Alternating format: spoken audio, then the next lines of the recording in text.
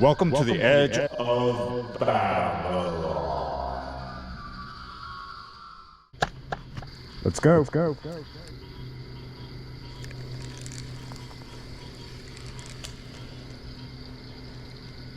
Yeah. Don't get me wrong. You can find good towns on the edge of Babylon, but with problems because they're on the edge of Babylon, right? It's always worse the closer you get to the heart of Babylon and around it, like within the vicinity.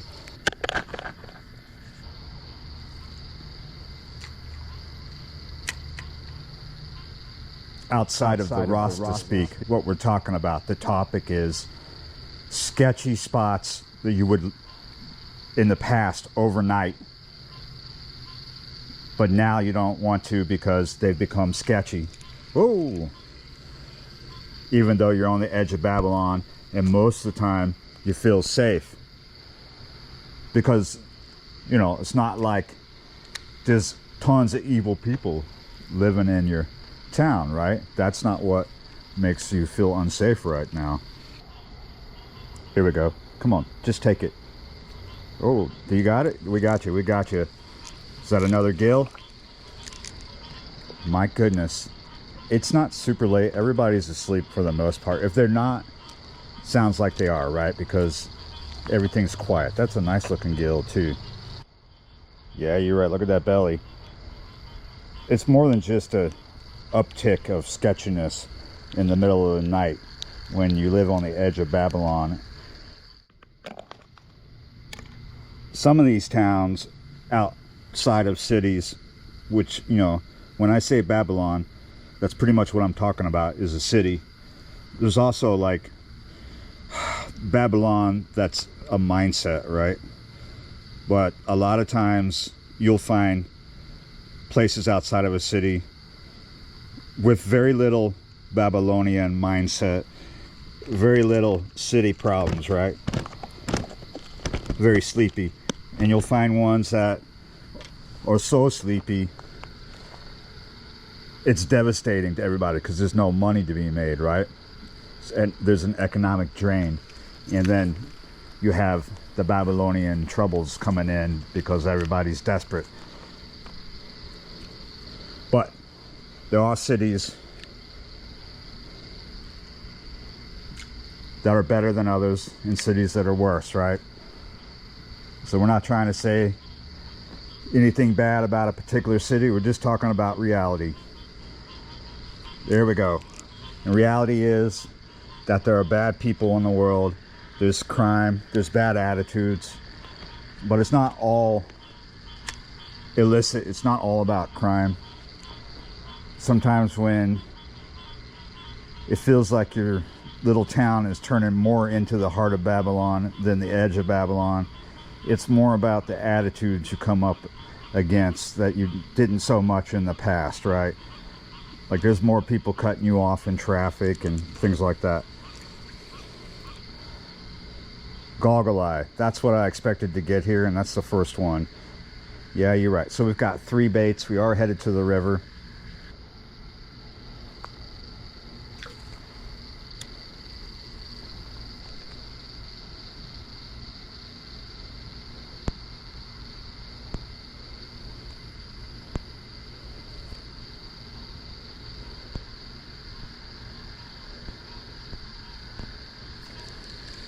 Gotcha. Another gill. Ooh, that's deep down in there. Yeah, you're right. Oh, no, I think we can get that. With this particular town that I'm in, the biggest issue, or the source of all the issues, the source of some issues, right? Some problems, is stemming from a large amount of people driving through here at any given time of the day or night, going to major construction projects down the road. And we're talking a lot of people, but they're not just driving through. There's growing pains, right? There's more people coming in and living in here. There's issues with people not getting their leases renewed because the landlord knows that he can rent the property to LNG workers for a lot more money than he was previously. I don't know how widespread that is, but I do know that's a reality.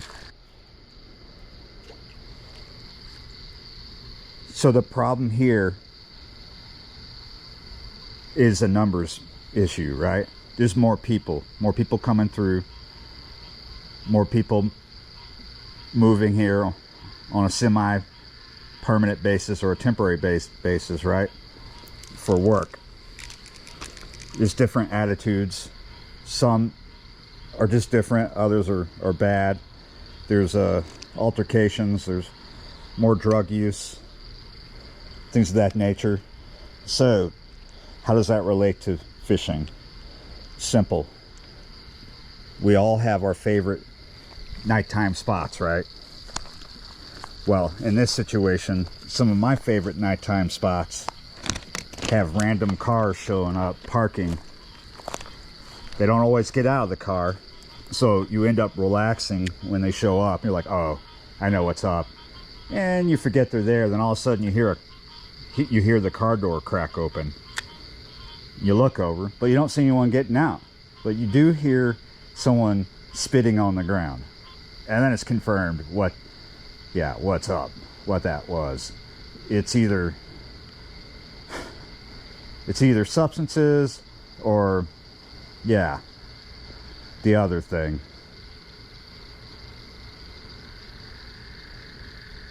So I'm not complaining about an uptick in crime so much. Maybe there is one, but it's not bad because we're still safe here. It just looks sketchy. There's a lot more people. We do have a really good sheriff's department in this town that keeps them up on top of things, but they are busy because there's more people. There's more traffic. So dead-end roads, out away, like kind of out there, do end up getting some sketchiness. People fly tipping, illegal dumping, people parking up to do whatever in their car with whoever's with them. That could be drugs, that could be sex, and you never know. So I mean, it might still be safe, but it's that feeling it gives you when you're like on a carp session or a late night catfish session and you're running a big light, as I do, and you're real close to a road, and here comes a car creeping down it at like 2 a.m. And if they get out and they have fishing rods, you can relax. But if they get out and they don't have anything and they're walking towards you, yeah. But we are in a certain kind of town where things go pew-pew. So, and we do have a sheriff's department, but you never know.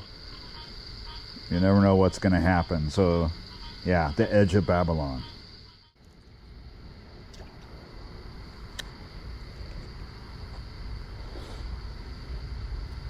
I just want one more bait.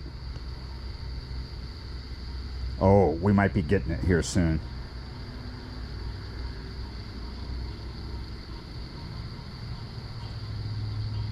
We might be getting it here soon. So if you've got spots that you used to feel comfortable and safe in, and now you don't, I bet you anything they're really too close to a road. So start fishing spots at night that are not as close to the road as the ones you used to, because that's what's up. The further you are from the road at night, the less people are going to end up bothering you, whether they get out of the car or not. Like I said, it just is a little unnerving when people are showing up to your fishing spots to do other things, whether they get out of the car or not. And then the next day you find used condoms and drug paraphernalia everywhere that they threw out the window, right?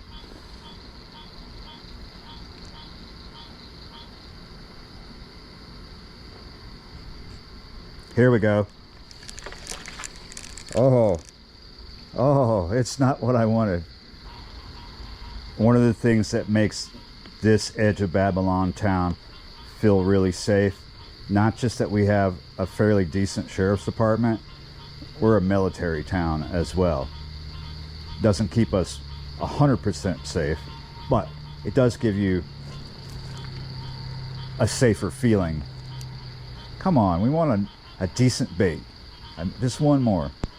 Yeah, you're right. So we're actually like really, really close to the country, right? And I predict that in the future, Babylon's just going to keep coming, and this is going to feel more and more like Babylon. This is going to grow more, this town. And you can only go so far more south, right? Down the road. So let's hope that it continues to still feel safe.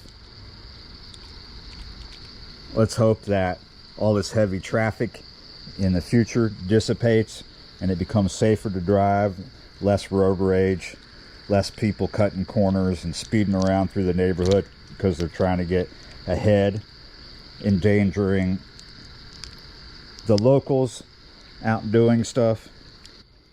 Yeah, you're right. I think we can get through it as long as bananas don't go extinct, because we definitely don't want to see banana riots. There's some mold attacking bananas. That's why bananas are not as cheap as they used to be. Let's go. I'm coming up to that Babylonian stream that I've been complaining about, that I've been talking about, but it's still not super late. So it should be quiet. Should be a good time to cross it. There it is, right in front of us. Fairly quiet still.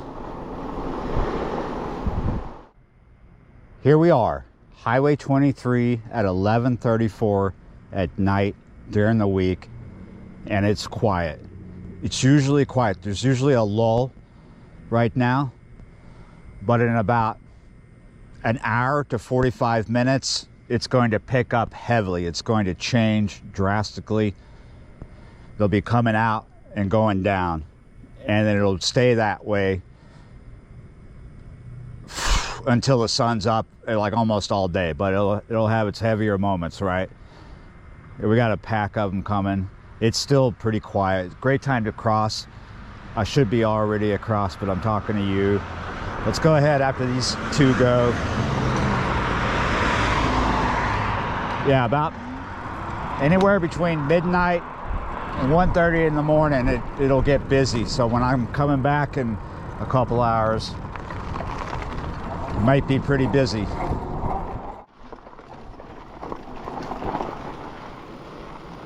I gotta take this dirt road for a little bit to get up to the levee. Sometimes when the traffic is really, really busy, people will try to cheat. They do all kinds of things to get ahead, right? And one of the things they do is take the levee to get ahead of traffic jams. So they'll be racing along this levee and this dirt road, and that puts a lot of people in danger. The fine is really hefty for doing that. I mean, the traffic's been so bad that there's so many people that just don't even think about fishing anywhere down 23 below Belle Chasse. They just don't want to do it. They don't want to get stuck in traffic. They don't want an hours long trip to turn into whatever the worst case scenario was for them when they got stuck in traffic. Some people got stuck for 4 hours, some got stuck for 6. That was back when it was really bad. Now it's like you might get stuck sometimes for 2 hours. Let's get to the spot, guys. Here we go. I'm at the spot. We're going to fish shallow. There is stuff feeding. We're using a body piece of one of those gills I caught. Even though we're fishing shallow, there is current. We're going to go with a 4-ounce lead. We're using a mono leader and about a 5/0 octopus style circle hook right there. There you go. You see it a little better. Probably going to switch that out to a steel leader, but let's lose it first before we do that. I'm set up a good ways from the water line. The tide is out right now, exposing a lot of soft mud. I can get out here a good ways, but it is kind of sinky. If I stand here for any amount of time, I'm going to start sinking in it. I'm probably going to get pretty muddy eventually, but I don't want to be camped out in it. So we're far back, and let's get far out. Well, not far out. I am far out, but I don't need to put this too far out, just out there up against the pylons. Fairly shallow tonight, but there's stuff, there are predators. I've heard them plopping. It sounds like stones dropping in the water. I know a lot of y'all watching this channel live in a city, and I don't fault you for that. However, I know a fair amount of yous that live in the city would like to live somewhere better. We all want something better. Some of you might not want to live anywhere else besides the city you live in, but you would like things to be better. Well, we all want things to be better. Sometimes it ends up that way, other times it doesn't. Yeah, you're right. So if you're gonna stay in the city and you want things better, you got to start with yourself and then branch out from there. So make things better for yourself. Get that Babylon out of your heart, as I would say, and go on from there. Start small before you start big. This is a spot where I've shot many videos since living in the area. It's what I call sketchy dock. So it's an L shape if you're new to the channel and you've never seen this in the light of day. Comes from the levee a good little bit of a ways, and then has an L shape. Like, you got the main dock that just goes straight out to the river, not far though, and then coming off it is a bit of structure holding a pipe. This is an old yeast dock. Used to go all the way into a yeast factory that's behind us. That's not a yeast factory anymore, yeast plant. It's what they produced, yeast. So where I put this bait is right at a pylon, and all these pylons have a bowl. So it's like a drop off. So it's really shallow just this side of the pylon, but where the bait is, it's a really deep hole relatively to other levels around here, but not super deep. It's probably like gar. Could be bigger cats, but this really isn't the time of year for big blue cats to be up around this dock. But flatheads, yes. This bait is fresh enough to where it could get a flathead even though it's cut bait. Bull shark and alligator gar are definitely high on the list. Probably going to be, if it's not a flathead freshwater catfish, it's probably going to be a gaff top or a channel cat. Would like to be surprised by a decent blue cat, but if it's blue cats we're going to catch tonight, it's likely they're going to be small, maybe eater sizes, maybe the biggest being 10 pounds or so. Perfect rod for fishing a spot like this on the river. It's a 7-foot onesie tournament rod by Twitchin' Whiskers. Just Google Twitchin' Whiskers. It's a decent rod. It's not the most expensive tournament rod, but not the cheapest. I do like it for spots like this. And I can cast a 7-foot rod a good distance, but in a lot of spots, I need a longer rod to give me the leverage to come over steep drop-offs that have snags on them. It's a little difficult to do it with a short rod, but we're in good shape here with this short rod. Yeah, we just need to catch a fish. We've got our first big ship coming up river.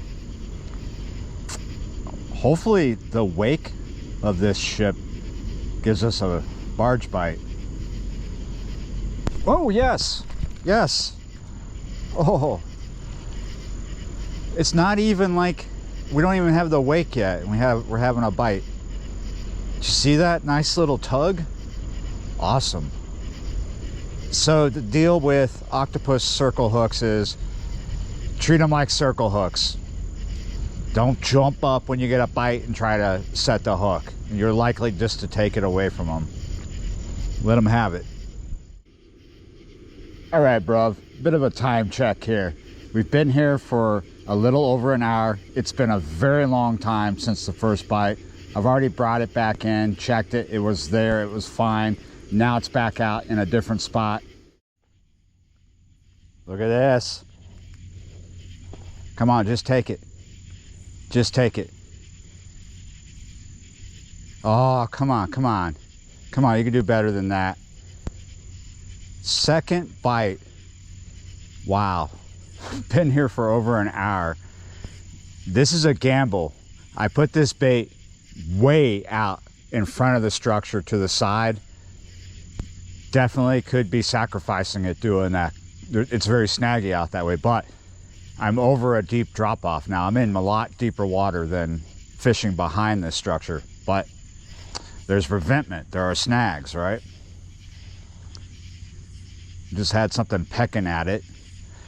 It's unfortunate that I can't strike at it because I'll just end up taking it away and probably snagging by doing that. So we definitely, we want to just imagine that we still have bait on the hook and give it a little longer and see what happens. Because we kind of want the fish to get on, and that's how we're going to get it back safely, right? Well, that's in theory. Gotcha.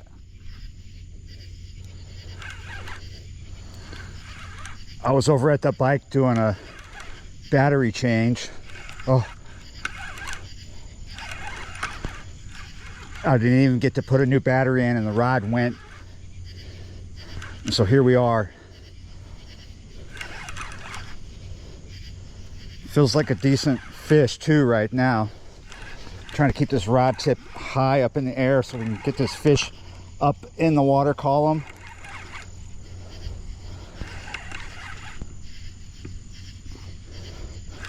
I don't know for sure, but apparently there's more structure out there similar to the structure that we're behind, but it's underwater. But I'm not 100% on that. Feels like we're in good shape though. Fish is starting to feel a little smaller. Oh, we just came up, we're up against a brick wall. We did not succeed in getting this fish up high enough in the column. We're gonna give him a little bit of line. Okay, he backed up. Maybe we can keep working him up this column here. Maybe, hopefully he's not, hopefully the line's not wrapped around something. It doesn't feel like it. Oh, yep, we have success now. We've got the fish really close.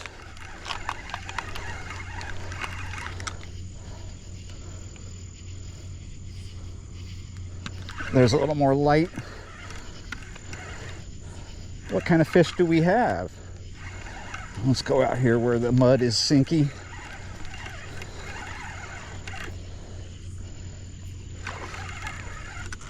Well, it's not as small as I thought it would be. Is it a cat? Or is that a... Oh, that's a decent cat too. That is a blue cat. Yeah, you're right. I had to throw into the snags to get this. Let's see if we can ski him up here to where I don't have to go. I'm going to probably have to eventually go out there. But we got 80-pound braid, decent reel. Let's see if we can get him a little closer. Okay, that's good enough. We got us a decent blue cat. Wow. I bet you thought I was only going to catch little measly gaff top and then eventually have a bull shark or an alligator gar bite through my monofilament leader. Not tonight. Yeah, you're right. Let's go.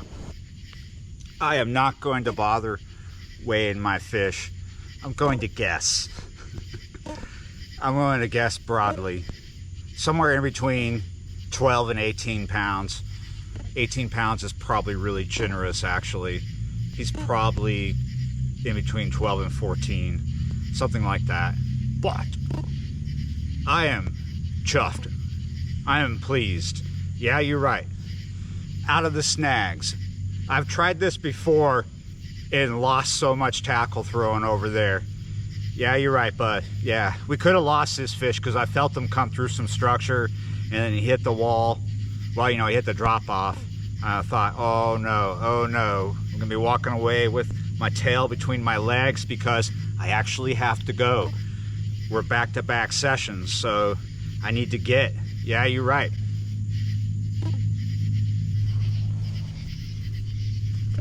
I have to get muddy is what I have to get. Yeah, you're right. We're gonna have to get as close as possible without sinking past my knees. Oh my goodness. I don't know. Maybe that's possible.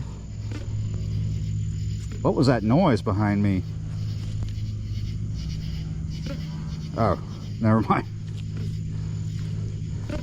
Can we do it?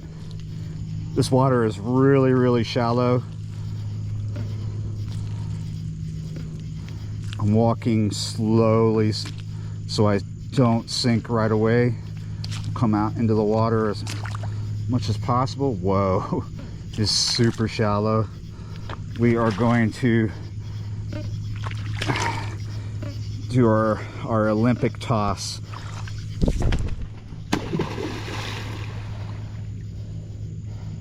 That worked out. There he goes. All right, here's the struggle. Oh, I still have sandals on. Yeah, you're right. Catching fish on the edge of Babylon. Yeah, you're right. Wow. Luckily the traffic is still slow. We're still in that lull. Hopefully it stays like this till sunrise. Doubt it. Yeah, you're right. I totally doubt it. Because look, it's picking up. You can hear it. Big trucks coming in. Trust me, it's about to get busy. Probably another hour or so, it'll be just steady, steady, steady. It is slowly picking up. Yeah, you're right. Yeah, you're right. Thanks for watching, liking, sharing, commenting, subscribing, being a member of the channel. And I will see you next time.